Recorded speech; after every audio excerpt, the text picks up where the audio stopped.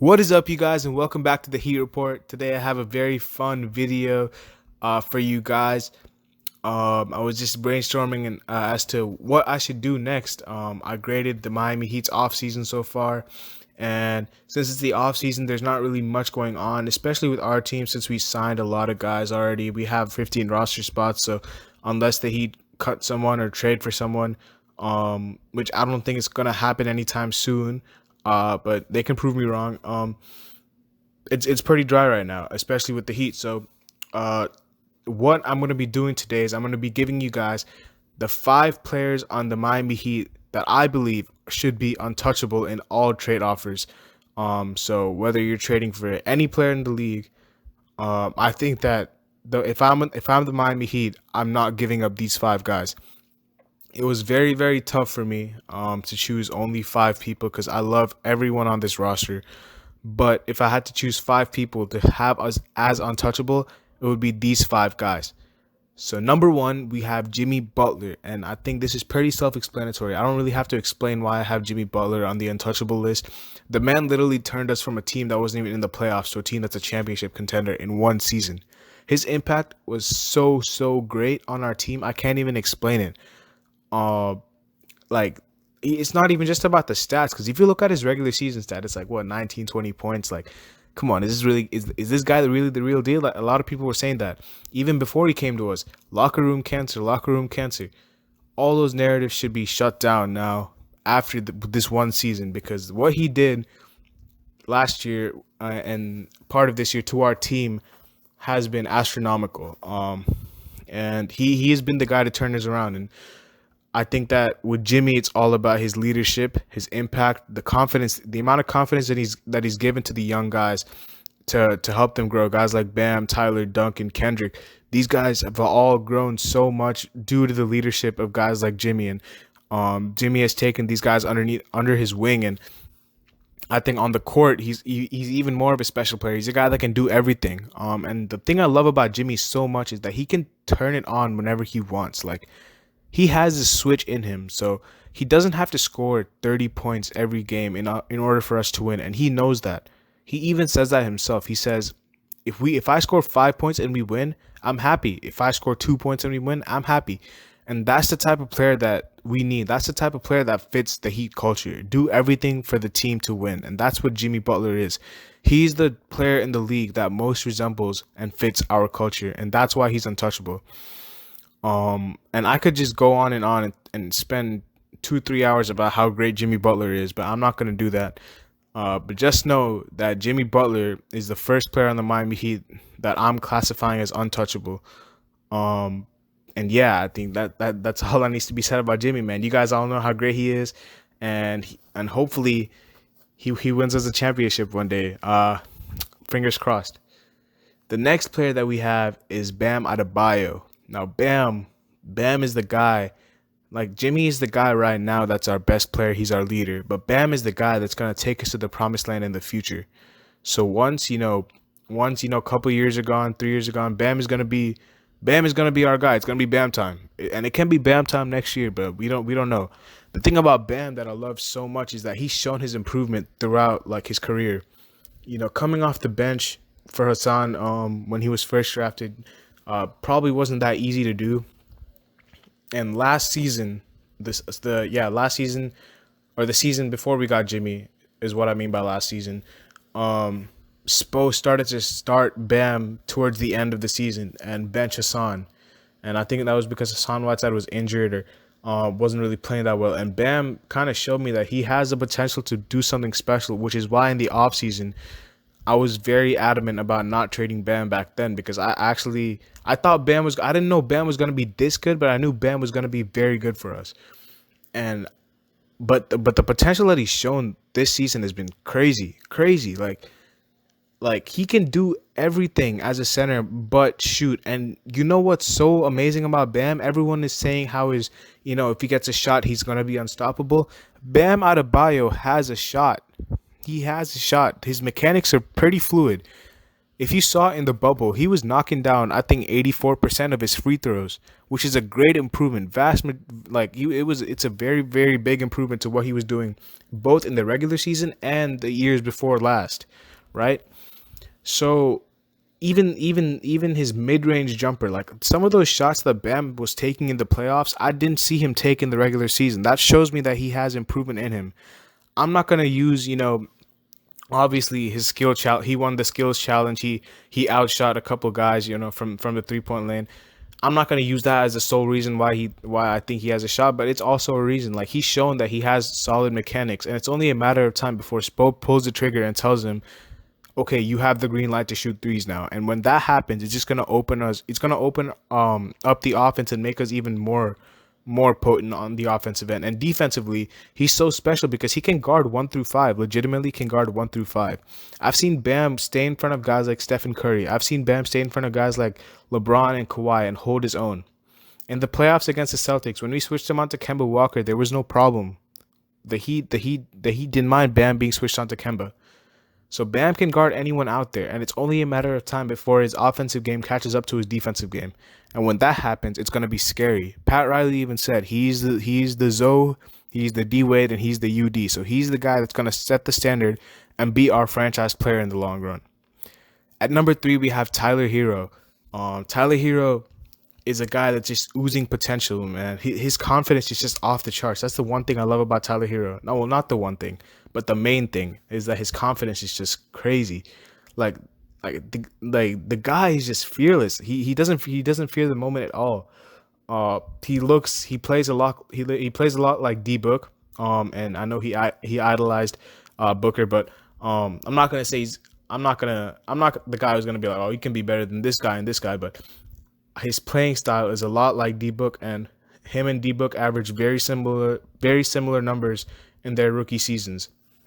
And I think Tyler, like, the reason we didn't see like what we saw in the playoffs in the regular season is because I think Spo, since he was coming off the bench and didn't really get the opportunity. Like, Spo gave him, he kind of like let him go a little bit in the playoffs. Like, Tyler was given more opportunities. He was put in the starting lineups in the finals, and we really saw that in like the Celtics series, like especially when like the rotations were short, and he got a lot more minutes and he was able to showcase like his skills. And he's not a guy that's just a pure shooter. Like, he can actually put the ball on the floor and play make, finish. His defense is the only question mark, but I love his effort. Like, he doesn't, like, even though like he's not the best defender, he doesn't like back down from the defensive challenge. Like, I remember Jimmy Butler like saying in the post-game interview when they were matched up against the Suns, Tyler Herro was the guy who was like, I got book, and then he told Jimmy to like go over to another defensive assignment, and that's big for a guy that's a rookie to have that much confidence. That's big. And Tyler's going to be, with Bam, the guy that's going to carry us to the promised land in the future as well. At number 4, we have Duncan Robinson, and this might be a pretty surprising pick for you guys. Duncan's a guy that's just a pure shooter, lights out. I think I can make the argument that he's probably the 3rd best shooter in the league behind Stephen Curry and Klay Thompson. The guy is that lethal. You can't give him any space. You can't give him any space whatsoever. I'm honestly very surprised that Duncan wasn't in the case for most improved player this year, because last year he only averaged like 1 or 2 points per game, and then he jumped to like 13. So maybe there's a criteria for like how many games you have to play like the year before you improved, but I think that Duncan's a big piece, and a lot of people might just look at Duncan and be like, why is he untouchable? Like, he's just a shooter. He doesn't really do much. Well, yeah, his main attribute is shooting the 3-ball, but Duncan, our offense is predicated basically about Duncan, Bam setting, Duncan and Bam on a dribble handoff, and that just gravitates so many defenders towards Duncan, right? So when Bam and Duncan run the dribble handoff, Duncan comes off the dribble handoff, 2 defenders converge onto Duncan, whether it's Bam's man or the corner man or the wing man. When Duncan and Bam are running that dribble handoff, 2 defenders automatically converge onto Duncan because they know how good he is and how lethal he is from 3. That either leaves Bam open in the paint or that leaves another shooter open. So Duncan's impact is actually what made, I think a lot of people talk about Jimmy, Tyler, Goran. Duncan's offense, or Duncan's impact, is the reason, I think the main reason well, not the main reason, but one of the main reasons why our offense was so good is because he's such a lethal shooter that people gravitate towards him. People, like, no one wants to leave him open, so he commits 2 or 3 defenders to him every time Bam and him run a dribble handoff, or every time he's coming off another screen. People commit men towards him, and that leaves other people open because obviously it's a 5-on-5 game, and if 2 people are on one guy, it's one guy's going to be open. So Duncan, I think, it's a surprising pick for a lot of people, but for me, I think he's very critical to our offense and how good we can be, especially in the era where 3-point percentage is very key, and we were second in 3-point percentage, only behind Utah, and a lot of that was due to Duncan.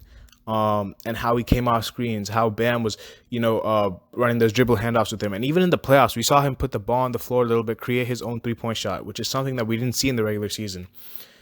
I'm not saying he can be as good as Klay Thompson. Well, shooting wise, I think he can be as good as Klay Thompson, but I think obviously Klay Thompson is an elite defender. But if Duncan develops some defensive, versatility and some defensive identity, I think that he's a player that we shouldn't look to get rid of anytime soon. Lastly, we have none other than Udonis Haslem. You guys thought I might have said someone else, but Udonis Haslem. This is kind of just like a funny pick, but he's untouchable. He's untouchable. He's a Heat lifer, always gonna be a Heat lifer. Born in Miami, raised in Miami. Udonis Haslem is that guy. A lot of people look at Udonis Haslem like, what does he do? Like, what does he do? What does he do?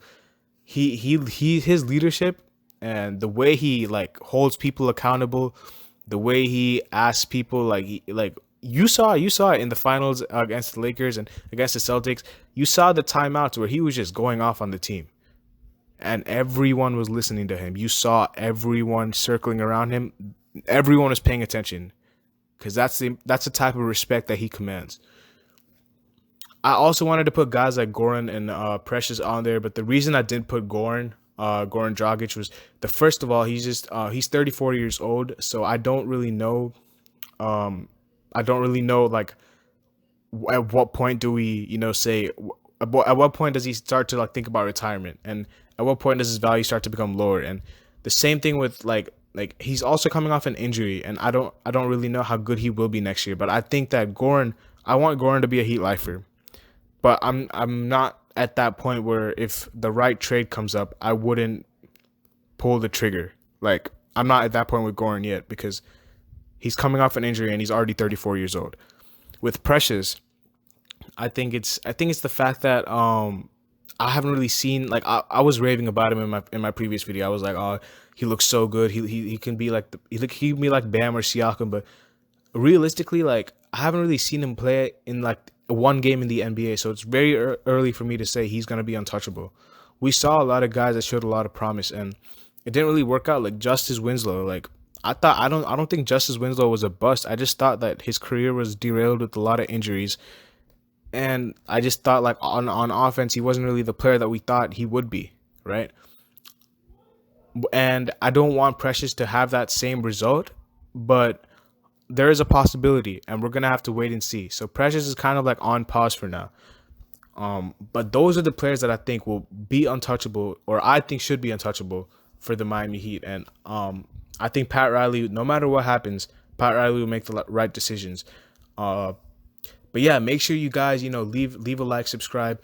Let me know down in the comments below too. What ideas do you want me to do? What videos do you want to see? Because I think that since it's the off-season time, there's going to be a lot of, I think this is probably the episode for rankings, the time for rankings and everything else, because during the season, it's going to be very hectic. So if you guys have any creative ideas that I can probably do use in my videos, please let me know down in the comments because I'd really appreciate it.